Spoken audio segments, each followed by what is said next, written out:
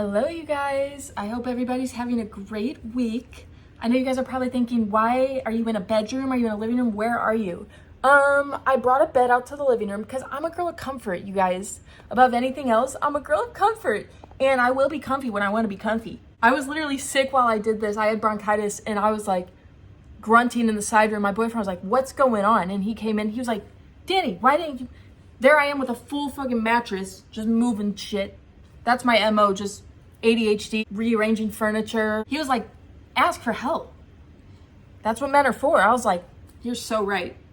You're so right. So yeah, he moved the bed out here and I haven't left since. Guys, look at this. I found this punching bag at Target. Anytime my boyfriend tries to tell me he doesn't want the food that I want for dinner, I just... It's not a threat. I'm not threatening him. I'm just showing him what I can do. I'm just showing him my capabilities, and there's nothing wrong with that. I'm totally kidding. I don't do that. I've never done that. I'm a pathological liar sometimes. I just try to be silly funny, and I just expect everybody to think things are a joke sometimes, and that's not the case. So I guess you could consider me a liar. And a box of beer.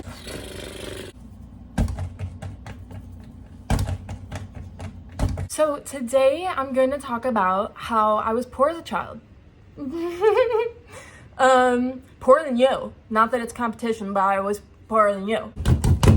I'm just kidding. I don't know, but all I know is that probably the poorest thing ever in the history of ever is that my dad had all 5 of my siblings bathing together at one point. I mean, we were all between the ages of like 0 and 10, but still. What's going on there? That's something that's hard to admit, actually, because back then it didn't feel that crazy. You know, we were just vibing. We just so happened to have our genitals out. When you're a kid, it's like, whatever. I got my toys right in front of me. But looking back on it, it's like, oh. Child services? Hello, somebody? I guess he was trying to save water. I don't know. The only thing that even had us split up, Luke took a fat dookie in the tub. And Audrey spotted it first. She always had the drain seat. She was right on top of the drain. So she was kind of like designated lifeguard. She had a little bit of height. You know, she had a little bit of vision over everything. She blew her whistle that day. She said, "Poop!" Sure enough, a fat dookie was taking a ferry ride right down the center strip. And what happened next, you could consider Nam. It felt like Nam. All of a sudden we were soldiers trying to get out of a ditch, fire in the hole. Some people were getting pushed back into the poo-poo water. It was a mess. No! But it was Audrey and I's diploma. We graduated from Tub University, and then we started showering together like 2 normal teenage women. That was a joke. But back then I did think that was normal. So how sad is that? Because nobody talks about their bathing situations really. So I just figured everybody else was doing this. No, come to find out. But the problem with that, then we started having real issues because Audrey was a shower girl. I was still a bath girl. I liked playing mermaids. I needed my mermaid time. Mom and Dad just got divorced, 2007. I need my mermaid time. So what we would do is we invented a shaft, a shower bath. Audrey would stand and, you know, the shower would run down, but then it was also a tub. So I'd be at the bottom doing circles at her feet, swimming on the walls, with a straight ass face. Yeah, I'm a mermaid, so here goes the tea. Oh yeah. I'm excited. Tea's good. Anyways, things got tricky with Audrey and I. You know, I'm basically swimming in her BO. There's a lot of hygiene issues. Don't even get me started on shaving day when she started shaving. Whew! It was raining pubes. It's raining pubes. Hallelujah. That's what I was singing down while I was swimming down at her feet. This I should have taken to the grave. And for that, I'm sorry. I'm sorry, but you know what? If I have to live these things, then I'm dragging everybody down with me because I'll be damned. But yeah, shaving day is when I finally saw it for what it was. I called it a quits right there. I said, hold on now, because Ariel's world, she didn't have pubes falling from the sky. This doesn't feel like mermaids anymore. The gig is up. The gig is up. I'm out. This ain't a lagoon anymore. This is a bathtub with pubes at the bottom. So then Audrey and I, we were like, so what do we do now? Like, I can't just shower, I'm bored, I have ADHD. So we started harmonizing to pass the time. And we would always do Billie Jean. And Audrey was always the beat, and I was the singer. That's just how it was. She was more like a beauty queen from a movie scene. I said, oh mama, what do you mean? I am the one who would dance on the floor in the round. She said, I am the one who would dance on the floor. You know, back in the day, I could hold a note, believe it or not. Since then, I have gardened, and I think it's to the point where I won't ever recover that voice. I have, every day I can do that sound, and that's not normal. That's not, that's not normal either. None of that was normal. My siblings, we were a musical crew. We were like the Jackson 5, but minus the talent. My parents had us singing everywhere. For some reason, we thought it was normal growing up to sing at our relative's house. We would put on a production. We thought everywhere we went, we had to put on a production. We would lug in our instruments. My dad would pack our instruments, and we would just go in there with a Yamaha piano. We'd be setting up like a gig, like they hired us, like they were paying us. My dad would take us to the nursing home sometimes. Did we have relatives there? No. Did we know anybody there? No. No appointment. My dad would just roll all our things in, and we would just stand behind him. He'd be like, we're here to perform. Sometimes it worked. Sometimes they turned our ass right around and said, get out of here. What do you want from us? I can't even believe we did that. Those people in there were getting paid $11 to wipe senior ass, and now all of a sudden they got to set up a production for 5 kids who could barely even play, could barely even hold a chord. I was the pianist. I was DD the pianist. The pianist. My brother was the drummer, and get this, he lugged around for his instrument. He'd bring the Wii drums from Rock Band, the 4 drums that all sound the same when you hit them with drumsticks, and he would do that with seriousness. Imagine that. I mean, they probably thought we just came off the short bus. We're rolling in Wii equipment saying, can we play for you? We would sing in the car, just like on our way anywhere. We would just be singing about God in the back seat. You know, there was 5 of us. We might as well. We're always in the car going somewhere. Pre-phones. We were like, can you sing? A little. Can you? A tiny bit. A little. All right, let's sing. My mom would be slamming on the brakes out of nowhere just to get us to shut up. No, I'm just kidding. That's just another pathological lie. Like, in my head, that was funny, but that wasn't. And my mom's literally the nicest person ever. She's like a saint. One time, though, she did yell at a disabled person on accident. Let me just stop there, because definitely on accident. But basically what happened is my sister Audrey, the oldest, got into an accident. She just started driving, 16. She gets into an accident at a 4-way stop, and she calls my mom crying. She was like, I promise you, Mom, it wasn't my fault. And like, Audrey's not one to lie. And then Audrey calls her back and is like, she told me she's gonna call the cops and tell them that it was me or whatever. And my mom was like, oh, F no. So she gets in her car, she drives up there, skirt! She gets out of her car and she starts yelling at this dude who's facing the other way. He's seated on a hill. He's faced the other way. My mom goes, how dare you come after my teenage daughter when you were in the wrong? How do you live with yourself? How do you look at yourself in the mirror? And that dude turned around, downs, 100% downs. And my mom just freaked out, and she went like this, and then she just turned around and got right back in her car. She said, I'm so sorry. Have a good day. Turns out that the lady driving was driving a group of speds. So she just so happened to see him. That was the only person she saw, but it was the lady who was acting a fool. God probably will address that one in Judgment Room, but he's gonna let it slide because it was an accident. But he probably is gonna bring it up. Again, she's literally like the nicest person ever, so that this was, let me not tarnish her reputation. She's the sweetest. I love her so much. She does drive like a race car driver, though. I will say that. And she's always said, she just will say sometimes, she'll be like, I could have been a race car driver, like as she's driving. And by golly, she could. I don't think this woman's ever gotten a ticket. She knows how to drift. She's pretty good.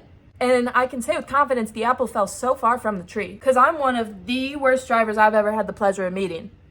Like, I keep an NDA in my backseat. I don't know what an NDA is, but if it means it's a warning and I'm not liable for you, then that's what I have people sign before they get in my car.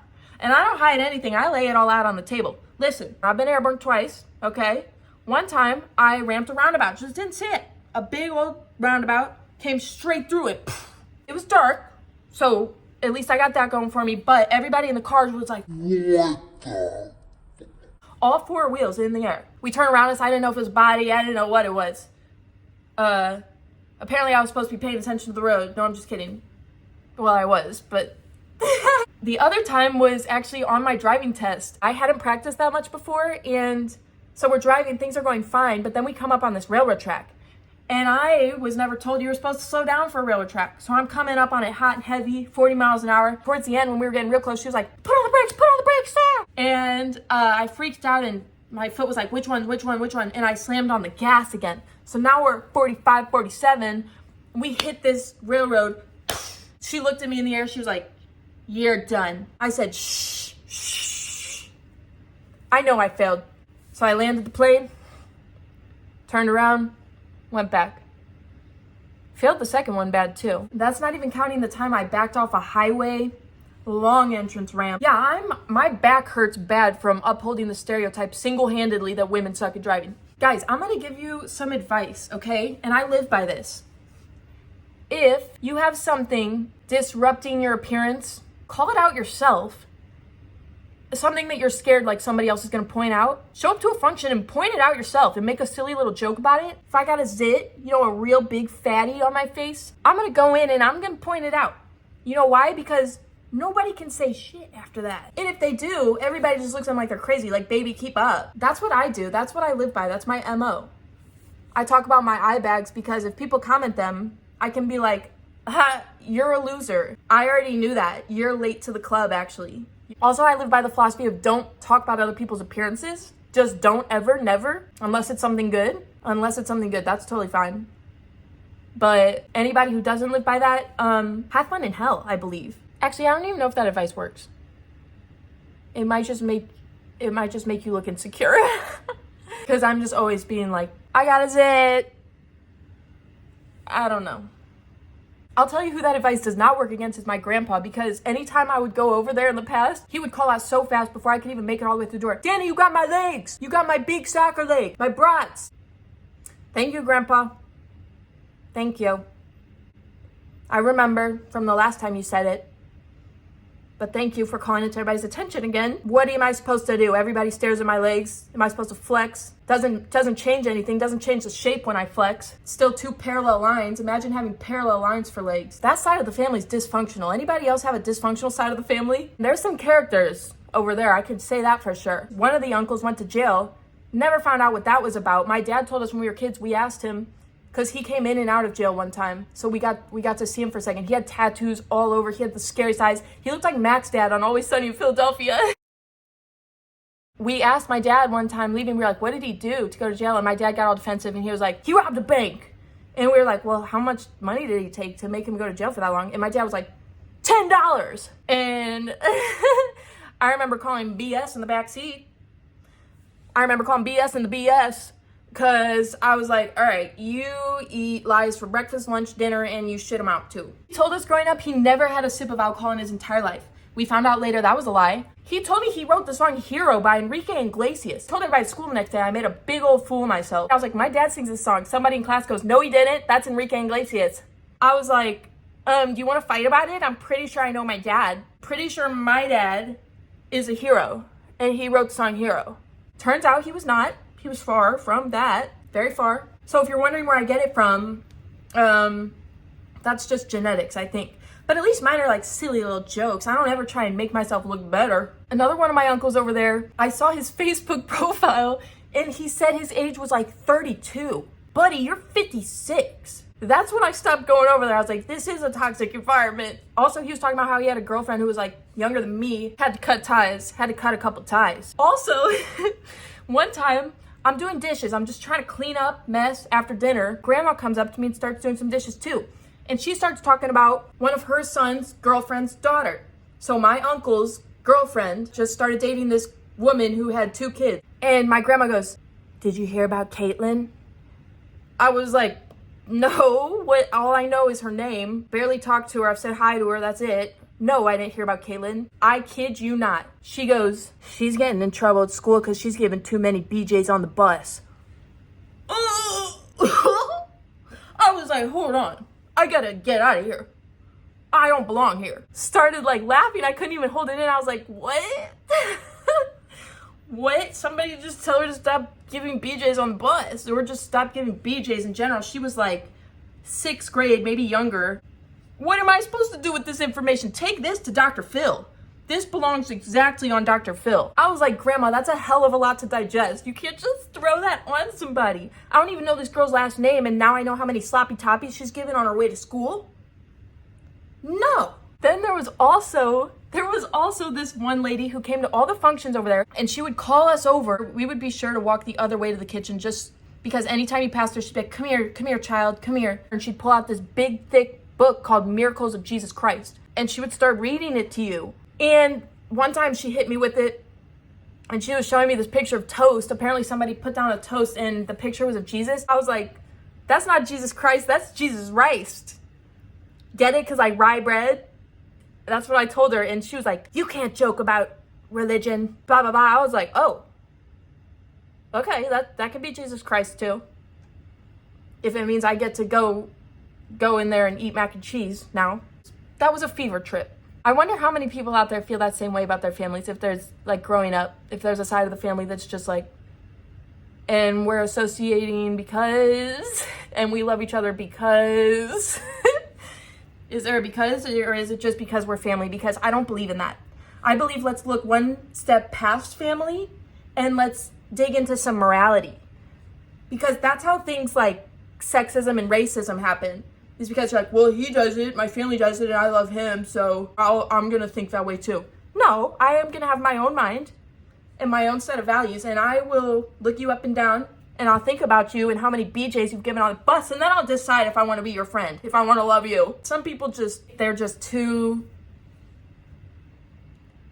With good people, that's amazing. With me and my siblings and my mom, I just can't get enough of them. Love them for eternity. They're so cool. They're so nice. Every one of my siblings has always been so nice to each other. Okay, not always. When we were kids and mom and dad were getting divorced, we would throw a couple Wii remotes at each other. Okay, never Lydia. She just came in smiling. She was never arguing. But us, Audrey and I would fight over clothes sometimes, only as kids. But we grew out of that fast, and we only ever like helped each other, only offering things to each other. Like, you want to go get food? We were all besties. We've always have been, and we always will be. That's like so cool. They're all so talented. Lydia was just, she could play soccer like crazy. She was beating all of us in the backyard by the time she was like 7. She was doing nutmegs on us, and man, we just always hyped each other up. Jack and Luke are so good at sports. Audrey, no, can't give that to her. But neither was I. I was a bench warmer too. But Audrey's literally, her and Lydia were like the sweetest. They could never say anything bad about you. They only had stuff to give you or say good about you. I, on the other hand, I will let something slip in the belief of a good joke. Grief is so hard because I was just gonna say I want to go through pictures and like show you guys pictures of my siblings and I so you can get a good grasp on them, and I probably will do a video like that. But just looking through pictures even just now, it's like, it's so hard to see Lydia in them, and just seeing pictures of like her so happy with my other siblings and them so happy, and just knowing that they're missing out on all those happy memories and moments now. She made us so happy, and she still does. But her being around was like an absolute blessing. All she ever did was just uplift me and uplift all of us and talk about how amazing we all were. I just don't get why it had to be us, just because, and I know everybody says that. But I promise you, us 5 siblings never took each other for granted a day in our lives. We texted each other every day, and only ever good stuff to make each other laugh.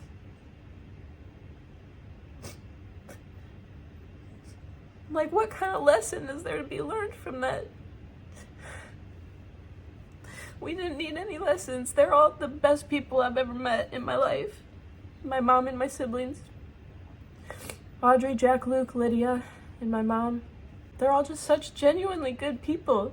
Like, they smile when they're talking to a stranger. They'll never not be smiling just because they want to give that person the validation of like, oh yeah, I'm listening, and that's just to strangers, and they always hold doors open, and they always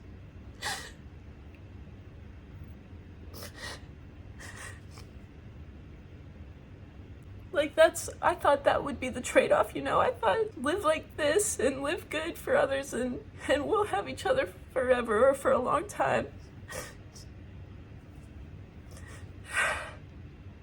And I guess I took that for granted. You kind of have to. You don't ever think about it happening until it does, because why would you? That's just anxiety. 15 is so young. It's too young. I just want to hug her. But I know I will again. I trust I will again. And until then, I just hug her like this. You guys are probably done with my ass. Oh God. You guys are like my therapist. God, this is a lot of snot. I just miss being silly with her and goofy with her. I was just looking at videos, and one of them was, I guess I can just show it. It's just us on her bed just laughing.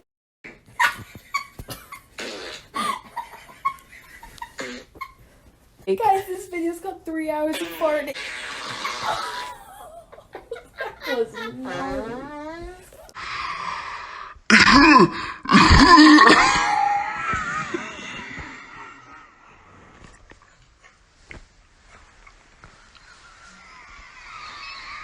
I can work with that.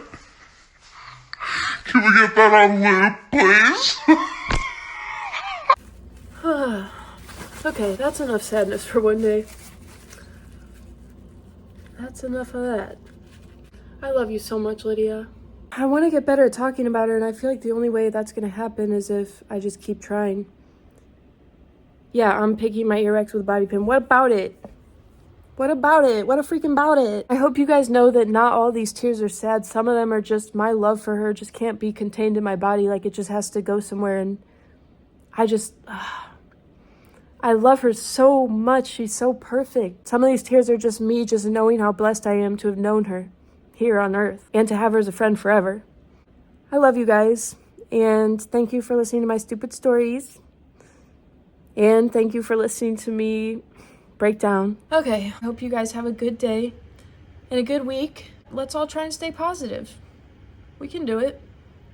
All we got is like 60 more years left. Who's counting? Not me. I guess it's time for the sign-off. Chimichanga Big Beefy Barbecue Arby's non-sponsored. We have the meats.